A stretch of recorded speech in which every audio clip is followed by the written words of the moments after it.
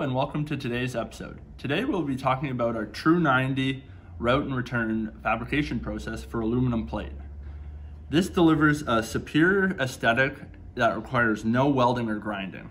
You can see from the traditional Bullnose Edge, which was the conventional method, this method is more labor involved and expensive as it requires welding and grinding. Now we offer the Tru-90 Edge, which is a more modern innovation for a clean finished look to the project. It also allows a variety of facade panels, including sintered ceramic, ACM, and natural stone to share the same look with the same sharp edges.